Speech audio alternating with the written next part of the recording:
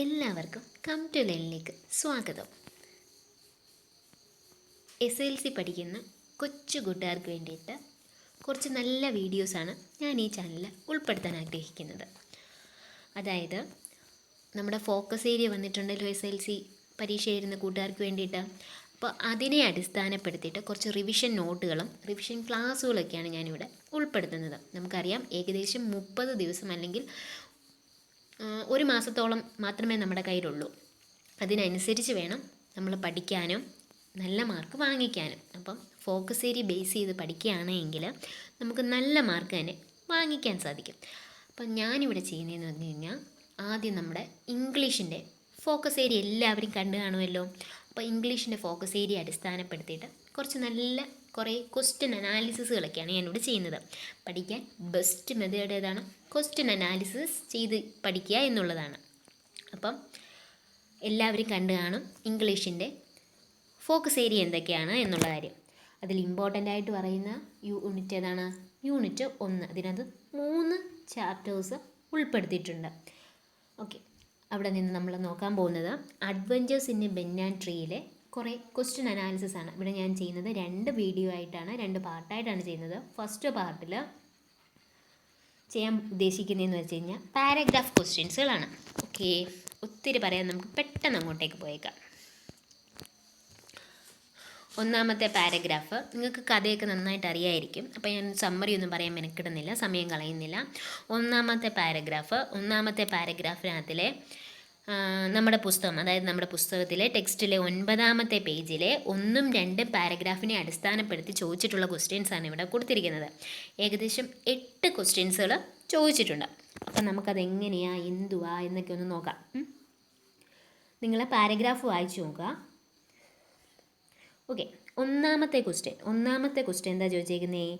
Wear did the boy like to spend most of his time? നമ്മുടെ കഥയിലെ നായകനായ നമ്മുടെ ബോയ്ക്ക് ഏറ്റവും കൂടുതൽ സമയം എവിടെ സ്പെൻഡ് ചെയ്യാനായിരുന്നു ആഗ്രഹം? എവിടെയാ? ഒത്തിരി ഒന്നും നമ്മൾ ആലോചിച്ച് പോകേണ്ട കാര്യമൊന്നുമില്ല. ആൻസർ എന്താ? നമ്മുടെ ബെന്യാൻ ട്രീയിൽ ഇരിക്കാൻ, നമ്മുടെ ആൽമരത്തിലിരിക്കാനായിരുന്നു അവന് ഏറ്റവും കൂടുതൽ ഇഷ്ടം. അടുത്ത ക്വസ്റ്റ്യൻ എന്താ? What gave the boy endless pleasure? എന്തായിരുന്നു അവന് എൻലെസ് പ്ലഷർ നൽകിക്കൊണ്ടിരുന്നത്? എന്തായിരുന്നു? The spreading branches of the banyan tree which curved to the ground and took root again forming a maze of arches gave the boy endless pleasure. Okay, മൂന്നാമത്തെ question എന്താ ചോദിച്ചേക്കുന്നത്? What picture of the banyan tree do you get from this passage? ഈ പാസേജിൽ നിന്നും ബെന്യാൻ ട്രീയെക്കുറിച്ച് എന്ത് പിക്ചറാണ് നമുക്ക് കിട്ടുന്നതെന്ന്? എന്ത് പിക്ചറാണ്? ബെന്യാൻ ട്രീക്ക് നല്ല പ്രായം ഉണ്ടായിരുന്നല്ലേ? എന്താ, ആ വീട്ടിലെ മുത്തശ്ശനേക്കാളിലും പ്രായം ഉണ്ടായിരുന്നു, വീടിനേക്കാൾ പ്രായം ഉണ്ടായിരുന്നു, സിറ്റിയേക്കാൾ പ്രായം ഉണ്ടായിരുന്നു അല്ലേ? ഇനി who was the boy's first friend? എന്തായിരുന്നു?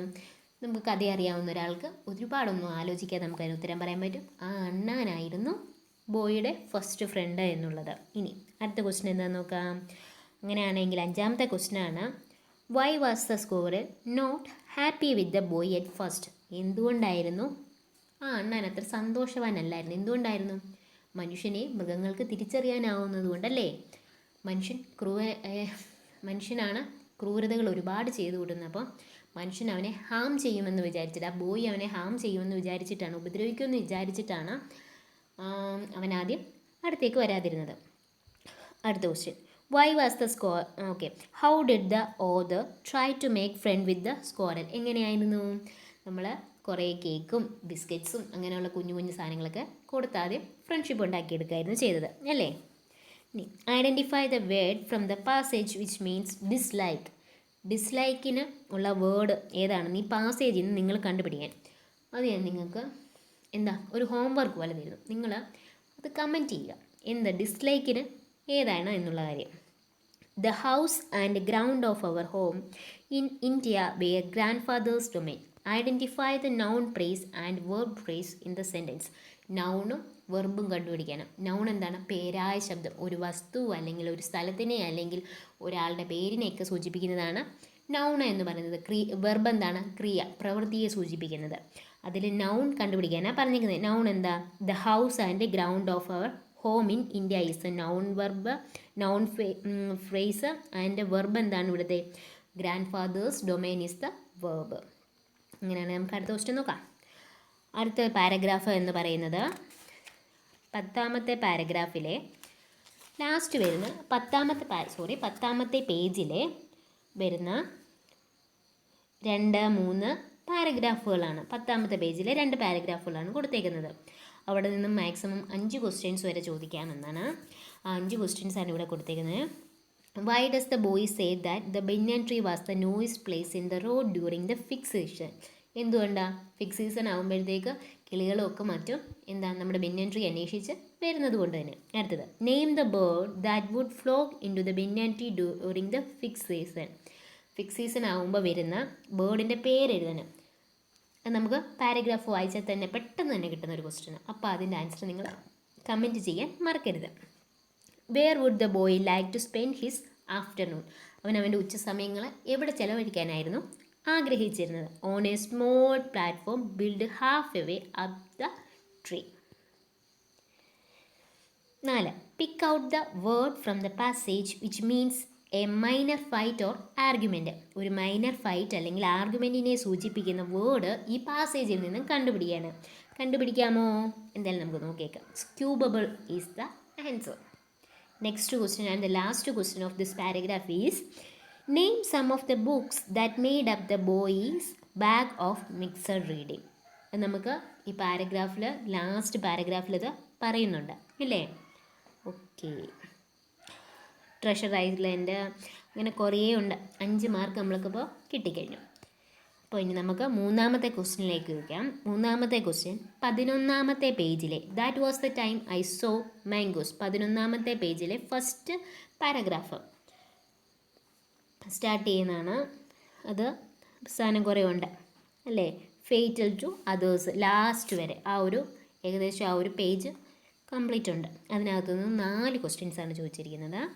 Y did the boy feel like going to the pond. Answer എന്ത് വരും? The boy was feeling grossly and so he felt like going to the pond for a swim. Next question is, pick out the sentence which tell us that both the cobra and mongoose are skilful fighters. നമുക്ക് നമ്മുടെ paragraph വായിക്കുമ്പോൾ തന്നെ കിട്ടും അവർ നല്ല skilful ആയിട്ടുള്ള ആൾക്കാരാണ് എന്നുള്ള കാര്യം. അതിനകത്ത് കൊടുത്തിട്ടുണ്ട്. ഇനി identify the used word for describing snake's tongue. സ്നേക്കിൻ്റെ ടങ്ങിനെ ഡിസ്ക്രൈബ് ചെയ്യുന്ന വേർഡ് കണ്ടുപിടിച്ച് എഴുതാൻ. എന്താണ്? ഫോഗ്ഡ്. അടുത്തത്, the cobra was skilful and experienced fighter too. Identify the noun phrase and the verb phrase. Noun phrase ഞാൻ പറയാം, കോബ്ര. വെർബ് നിങ്ങൾ കണ്ടുപിടിച്ച് എൻ്റെ അടുത്ത് പറഞ്ഞു തരണം. ഇങ്ങനെയാണെങ്കിൽ നമുക്ക് അടുത്ത ക്വസ്റ്റ്യൻ നോക്കാം. അടുത്ത ക്വസ്റ്റ്യൻ എന്ന് പറയുന്നത്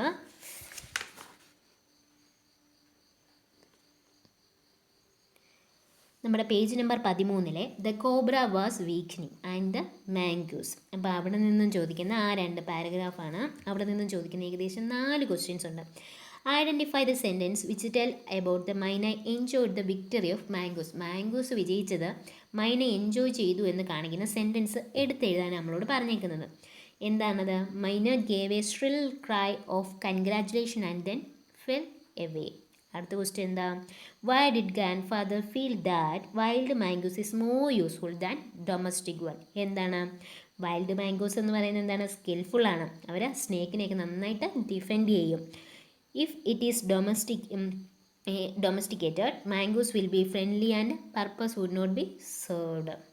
ഓക്കെ, അടുത്ത 2 ക്വസ്റ്റ്യൻ എന്താണ്? Why did grandfather feed the mongoose with. What did the grandfather feed the mongoose with. And the next one is, why did grandfather encourage the mangoes to live in the garden? അപ്പോൾ ഈ 2 ക്വസ്റ്റ്യൻ്റെ answer എനിക്ക് നിങ്ങൾ കണ്ടുപിടിച്ച് പറഞ്ഞു തരണം. അങ്ങനെയാണെങ്കിൽ നമുക്ക് അടുത്ത് നോക്കാം. അടുത്തതെന്ന് പറയുന്നത് നമ്മുടെ പുസ്തകത്തിൻ്റെ അവസാന പേജാണ്. അതായത് 14ാമത്തെ പേജിലെ ലാസ്റ്റ് 3 പാരഗ്രാഫുകളാണ് ഇവിടെ കൊടുത്തിരിക്കുന്നത്. അവിടെ നിന്നും ചോദിക്കാൻ സാധ്യതയുള്ള ഏകദേശം 5 questions. Where did the grandfather buy the white rat. ഇവിടെ നിന്ന് ഇത്തിരി ഒന്നും ആലോചിക്കേണ്ട, അടുത്തുള്ള ബസാറിൽ നിന്ന് തന്നെയാണ് വാങ്ങിയത്. They would go off together on little excursions among the branches. Who does they refer. ഇവിടെ ആരെയാണ് ദേ എന്നുകൊണ്ട് അഭിസംബോധന ചെയ്യുന്നത്? ആരെയൊക്കെയാണ്? സ്ക്വറലിനെയും നമ്മുടെ വൈറ്റ് റാറ്റിനെയും. ഇനി അങ്ങനെയാണ് എങ്കിൽ നമ്മുടെ മൂന്നാമത്തെ ക്വസ്റ്റ്യൻ എന്താ? Where did the boy find the grandmother's knitting? എവിടെ നിന്നാണ് കിട്ടിയത്? ആ ബെന്യാൻ ട്രീയുടെ ഹോളിൽ നിന്ന്. അങ്ങനെയാണ് എങ്കിൽ നാലാമത്തെ ക്വസ്റ്റ്യൻ ആണ്, ബോയിയും ഗ്രാൻഡ് ഫാദറും എന്തുകൊണ്ടാണ് പസിൽഡായി നിന്നത്? എന്തുകൊണ്ടാണ് നിന്നത്? അവർ കുറേ ബേബി സ്ക്വാറൽസിനെ കണ്ടു. ഏത് നിറത്തിലുള്ള? വൈറ്റ് നിറത്തിലുള്ള, വെള്ള നിറത്തിലുള്ള കുറേ അണ്ണാകുഞ്ഞുങ്ങളെ കണ്ടു. അതുകൊണ്ട് അവർ ചിന്തിച്ച് ആശയക്കുഴപ്പത്തിലായി നിന്നത്. ഇനി I discovered that hole was crammed with knitting. Identify the prepositional phrase in this sentence. ഏതാണ്? With knitting is the prepositional phrase. അപ്പം നിങ്ങൾക്ക് മനസ്സിലായി എന്ന് വിശ്വസിക്കുന്നു. കുറേ ക്വസ്റ്റ്യൻസ് അനാലിസിസ് മാത്രമാണ് ഞാനിവിടെ ചെയ്തത്. ഇഷ്ടപ്പെട്ടുവെങ്കിൽ കമൻറ്റ് ചെയ്യാൻ മറക്കരുത്. ഇഷ്ടപ്പെട്ടില്ലെങ്കിൽ ഡിസ്ലൈക്ക് ചെയ്യാൻ ഒരിക്കലും മറക്കരുത്.